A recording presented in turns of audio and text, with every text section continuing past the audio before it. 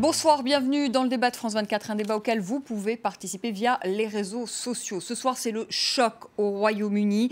La députée travailliste de 41 ans, Jo Cox, est morte. Elle est morte des suites de ses blessures. Elle aurait été agressée par un homme qui l'aurait poignardée, qui lui aurait ensuite tiré dessus. Elle est décédée des suites de ses blessures. Cette femme, cette députée travailliste qui militait pour le maintien du Royaume-Uni au sein de l'Union européenne. Cette mort intervient précisément à une semaine, jour pour jour, de ce référendum sur ce Brexit qui aura lieu ce jeudi 23 juin. Et cette mort est peut-être symptomatique aujourd'hui, même si on ne connaît pas exactement les circonstances, si on ne connaît pas les motivations de l'auteur, mais peut-être aujourd'hui symptomatique d'une campagne qui a été particulièrement violente entre pro et anti-Brexit. On va en parler dans un instant avec nos invités et plus largement, eh bien, nous parlerons de ce référendum avec ce tout dernier sondage qui fait frémir les Européens, qui fait frémir les places financières, un sondage Ipsos Mori qui donne aujourd'hui le Leave gagnant avec 53% des suffrages. Il faut évidemment rester prudent parce qu'il ne s'agit que de sondages et les sondages se sont souvent trompés, notamment au Royaume-Uni. On en parle de cette campagne référendaire et de ce choc ce soir avec nos invités, avec vous, Flora Bolter, bonsoir. Vous êtes présidente du Labour International à Paris. Je rappelle que Jo Cox était membre justement du Labour, du Parti travailliste auquel vous appartenez. Paul Thompson, bonsoir. Bonsoir. Vous êtes vice-président de la section parisienne du Parti conservateur. Un parti conservateur, on aura l'occasion d'en parler, qui est très déchiré entre pro et anti-Brexit. Damien Lempereur, bonsoir. Bonsoir. Vous êtes délégué national de Debout la France, qui est le parti de Nicolas Dupont-Aignan, qui est un parti souverainiste. Et vous, oui, souverainiste ? Vous allez me dire peut-être gaulliste aussi, souvent vous aimez bien reprendre sur ce terme. Tous souverainistes, j'imagine, en France. En tout cas, vous défendez une sortie du Royaume-Uni, de l'Union européenne, non ? Nous, on est pour la démocratie et on est très heureux que les Britanniques votent. D'accord, enfin, je pense que vous penchez quand même plus pour une sortie du Royaume-Uni de l'Union européenne. Voilà, on ne va pas jouer sur les mots, on va être très clair et vous nous expliquerez pourquoi. Avec nous, Agnès Benassikar, bonsoir. Vous êtes professeur à l'école d'économie de Paris, à l'université Paris 1, spécialiste d'économie européenne et membre du Cercle des économistes. Alors, avant de commencer ce débat, on va écouter, si vous le voulez bien, le Premier ministre britannique David Cameron. Mais avant cela, je voudrais quand même qu'on fasse, parce que c'est quand même ça l'information de la soirée, Flora Bolter, quand même un mot, une réaction sur la mort de Jo Cox. Bien écoutez, cette réaction, c'est une réaction de stupeur. Donc c'est très difficile de mettre des mots sur quelque chose qui est de la sidération, de la douleur. C'est le premier meurtre politique de la sorte, assassinat politique dans l'histoire récente. C'est quelque chose de complètement inouï. Je pense que, alors, aussi bien les deux côtés de la campagne, donc Leave et Remain, ont tous les deux stoppé leur campagne aujourd'hui. Donc c'est un temps particulier. Donc la question s'est posée pour nous de rester ou pas ce soir, mais puisque l'émission avait lieu, nous sommes là. Mais nous sommes bien évidemment de tout cœur avec la famille et les amis et les proches de Jo Cox. Vous parlez quand même, vous allez loin, Flora Bolter. On ne sait pas pour l'instant les motivations de cet homme, mais pour vous, il s'agit d'un meurtre politique. Ça ne fait pas de doute ? A priori, c'est comme ça que c'est présenté. Ce qui est rapporté dans la presse britannique est que la personne a crié « Britain First ». En tous les cas, elle était donc lorsqu'il est passé à l'acte. C'était lorsqu'elle était dans le cadre de ses fonctions, elle était dans le cadre d'une activité de campagne. Donc pour le coup, c'est cette catégorie-là, enfin l'assassinat d'une personnalité politique dans l'exercice de ses fonctions en plein milieu d'une campagne avec cette circonstance. Alors évidemment, il y a sans doute beaucoup de choses à clarifier, mais en tout cas, en Grande-Bretagne, c'est interprété à chaud par de nombreux commentateurs comme un meurtre politique. Oui, tout à fait. Paul Thompson, votre réaction à vous ce soir, membre du Parti conservateur? Je partage l'essentiel des réactions exprimées par mon confrère. Je ne pense pas que cet événement devrait dénaturer la campagne. Je dis dénaturer parce que le sujet de la campagne n'est pas qui est pour, qui est contre la violence politique, bien évidemment. Ce sont d'autres sujets très importants. Le débat divise pas seulement les partis conservateurs, mais les partis travaillistes, mais ça n'empêche pas d'avoir, dans une moindre mesure. Mais il y a quand même des divisions. Gisela Stuart est une partisane éloquente de la sortie et qui est une travailliste de choc. Oui, même Jeremy Corbyn aura l'occasion d'en reparler. C'est pas très clair, en tout cas, son positionnement dans cette campagne. Il a été plutôt absent. Agnès Benassi-Kerr, cette mort ce soir, elle en dit long aussi sur ce que fut cette campagne pour ce référendum, une campagne quand même relativement violente. Alors bon, moi je me garderais bien de donner une réaction. Je ne suis pas britannique et je n'ai pas suivi la campagne. Oui, mais sur le climat de cette campagne. Maintenant, ce que je vois, c'est quand même une campagne extraordinairement irrationnelle, avec des arguments mais complètement irrationnels. Et ça n'est pas seulement au Royaume-Uni. Il y a une dérive en ce moment de la politique dans le monde de l'irrationnel. Regardez la campagne américaine. Et c'est ça m'inquiète. Bon, bien sûr, aujourd'hui, on a un événement totalement dramatique qui va incroyablement loin sur cette échelle-là. Mais quand même, l'ambiance générale, c'est l'obscurantisme. Vous êtes d'accord avec ça, Damien Lampereur? C'est qu'il y a un climat général qu'on peut voir aux États-Unis, qu'on peut voir également en France ou ailleurs en Europe, un climat de grande violence.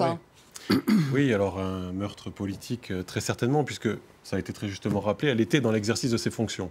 Et quand on fait de la politique, et nous, à Debout la France, on fait de la politique bénévolement, par conviction, plutôt, c'est pas notre métier. On peut être que choqué de voir que quelqu'un qui est dans l'exercice de ses fonctions, puisque c'était le cas, elle était en campagne aujourd'hui, est assassiné.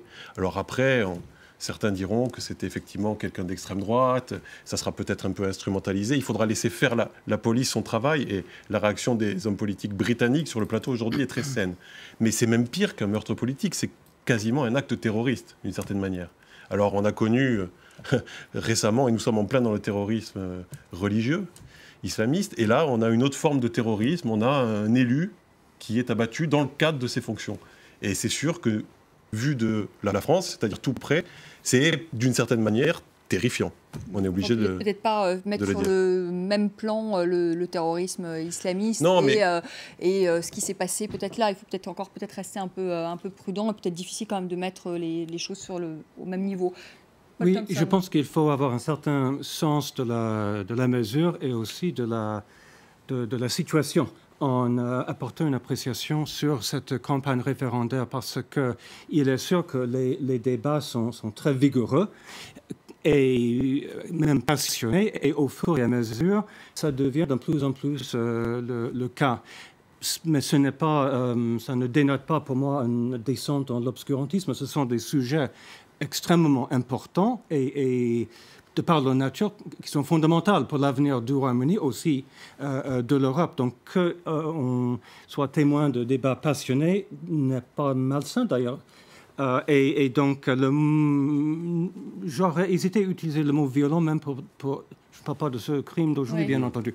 Mais cette campagne, en tout cas, vous estimez qu'elle n'est pas violente. Vous dites finalement c'est une campagne passionnée, mais on ne peut pas utiliser le terme de violence. Vous trouvez que ça va trop loin? Je n'aurais pas utilisé ce terme, non. Il y a peut-être des dérapages des deux côtés en termes d'exagération, d'hyperbole. Je pense que le Parti conservateur, les responsables du Parti conservateur qui défendent comme moi l'option de rester ont une approche qui est un peu trop technocratique et un peu trop condescendante vis-à-vis des électeurs, et que ça leur coûte. On en parlera. Flora Bolter, justement, pour rebondir sur ce que vient de dire Paul Thompson, vous êtes d'accord avec lui quand même, le terme de violence, c'est un terme quand même qui va un peu loin. C'était une campagne passionnée, houleuse, mais pas violente. C'est une campagne tout à fait houleuse. Il y a beaucoup des arguments qui sont mis en avant qui ne sont pas entièrement rationnels, bien sûr. C'est le propre de la politique quand même de ne pas avoir que du rationnel. Ceci dit, cette différence et ce clivage entre une façon de faire de la politique très rationnelle, d'ailleurs il y a des philosophes politiques qui en parlent, donc une approche très rationnelle qui peut avoir l'air technocratique et qui du coup est très, très argumentée, et une forme plus immédiate, plus passionnée, etc.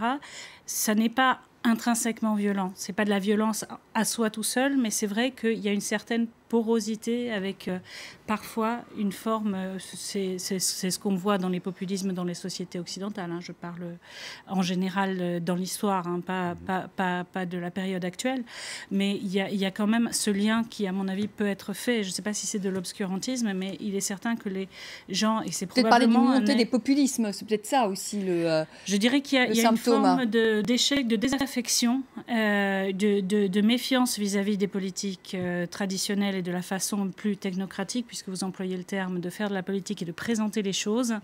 Une désaffection forte qui se traduit parfois par des simplifications, par la recherche de solutions simples pour des problèmes compliqués. Et qui, du coup, est très difficile à gérer dans le cadre du débat démocratique. Et c'est précisément tout l'enjeu de la modernité, je dirais, brûlante, que de réussir à croiser les deux, à empêcher cette désaffection totale, donc en remettant aussi de la passion, des valeurs, d'une vision, un souffle, mais tout en conservant quand même un ancrage sur les valeurs. Allez, on va écouter le Premier ministre britannique David Cameron. C'était avant la mort de Joe Cox, justement, David Cameron, qui se bat depuis le début de cette campagne référendaire pour le maintien du Royaume-Uni au sein de l'Union européenne. On écoute le Premier ministre britannique. C'est un choix très important pour notre pays. Les choix ont des conséquences. Si nous nous réveillons le 24 juin prochain en étant dans l'Union européenne, notre économie pourra avancer. Si nous votons une sortie de l'UE, les spécialistes nous avertissent que notre économie en pâtira. Il y aura moins d'emplois, des salaires plus bas et par conséquent moins de revenus de l'impôt. Pour ces raisons, nous devons mettre en place des mesures pour faire face à un déficit de nos finances publiques conséquent. Personne ne souhaite des hausses d'impôts. Nous pouvons éviter tout cela en restant dans l'Union européenne. Agnès Benassi-Kéré, quel impact la mort de Joe Cox peut-elle avoir sur ce référendum qui aura lieu dans une semaine? Je tiens à signaler que toutes les activités seront suspendues jusqu'à demain, vendredi. Voilà ce que l'on apprend à l'instant. Quel impact? Alors moi, je ne suis pas du tout politologue, donc ce qui m'intéresse, c'est un peu le fond du sujet, c'est-à-dire cette espèce de dérive du débat. Moi, je ne vois pas dans quelles circonstances le Royaume-Uni gagnerait à quitter l'Union européenne. Je veux bien discuter de qu'est-ce que le Royaume-Uni a gagné à être dans l'Union européenne et éventuellement discuter de savoir si c'est significatif ou ça n'est pas significatif. Mais je ne vois pas quel scénario hors de l'Union européenne sera meilleur pour le Royaume-Uni que dans l'Union européenne. Je ne vois que des arguments négatifs.